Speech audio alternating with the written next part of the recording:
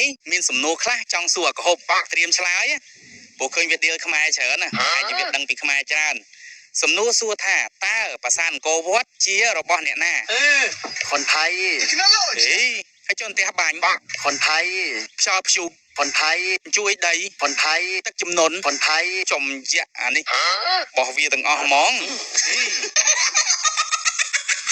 មួយទៀតតើប្រាសាទតាមាន់ធំជារបស់អ្នកណាប្រាសាទតាមាន់ធំคนไทย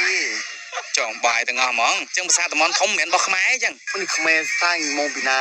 នេះខ្មែរកើតក្រោយទៅអីគេប្រទេសខ្មែរហ្នឹងកើតក្រោយអូឯងលួចទឹកដីអញលួចប្រាសាទលួចទាំងយ័ន្តលួចទាំងលេខខ្មែរឯងយកទៅដាក់នៅលើលុយឯងនេះមកកាណូនេះហើយថាប្រទេសខ្មែរកើតក្រោយឥ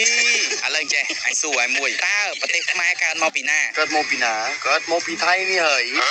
ចំ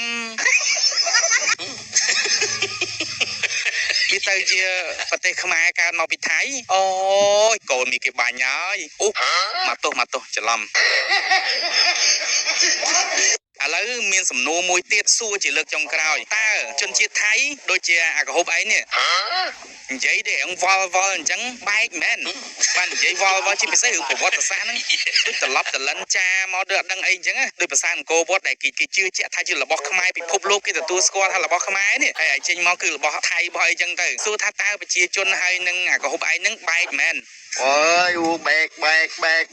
បែកហើយអូ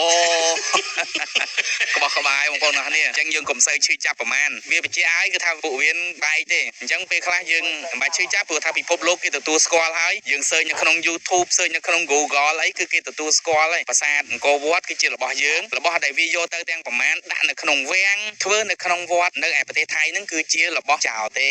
ហ្នឹងហើយអញ្ចឹងពិភពលោកកាន់តែច្បាស់កាន់តែស្គាល់ខ្មែរកាន់តែច្បាស់ថាជាជនជាតិយ៉ាងណាជាពិសេសនៅពេលដែលយើងមានរឿងក្តីចោតគេថាចោលតតែចោលបបួលទៅតុលាការអត់ហ៊ានទៅនេះគឺបង្ហាញ